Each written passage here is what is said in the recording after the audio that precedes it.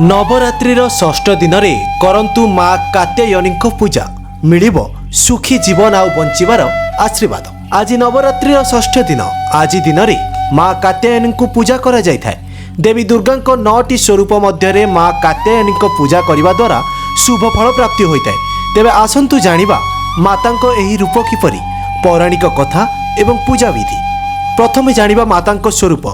माँ कात्यायनी स्वरूप अत्यंत भय एवं दिव्य। माँ कात्यायनी सुना भली चमकी थांती। देवी कात्यायनी चारि भुजा। माँ कात्यायनी बाहन हेउचंती सिंह। चलंतु जानिबा माँ किछि पौराणिक कथा।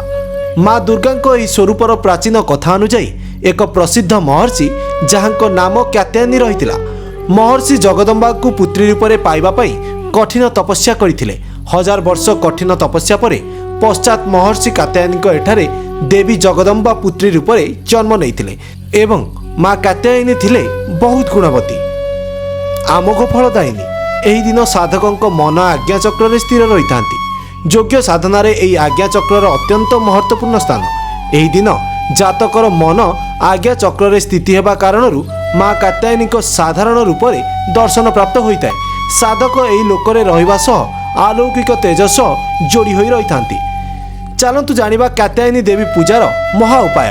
जदि कौनसी व्यक्ति विवाह विभिन्न प्रकार समस्या देखा जाए तेबे आजिर दिन में यही व्यक्ति माता विशेष रूपे पूजा आराधना करने उचित। आजिर दिन में माँ कात्यायनी विधिपूर्वक स्तुति करने द्वारा सुखद वैवाहिक जीवनर आशीर्वाद प्राप्त होता है एवं समस्त मनस्कामना पूर्ण होता है। जो साधकों विवाह संबंधित समस्या देखा जाए यही दिन माँ को खंड हलदी अर्पित करने द्वारा माँ उत्तम फल प्रदान करिथांती। चलंतु जानिबा माँ कात्यायनी पूजा विधि। नवरात्रिर षष्ठ दिन में स्नान सारी ध्यान करने पर नाली रंगर कपड़ा पिंधि माँ कात्यायनी प्रतिमा एवं फोटो सामने माता ध्यान करंतु।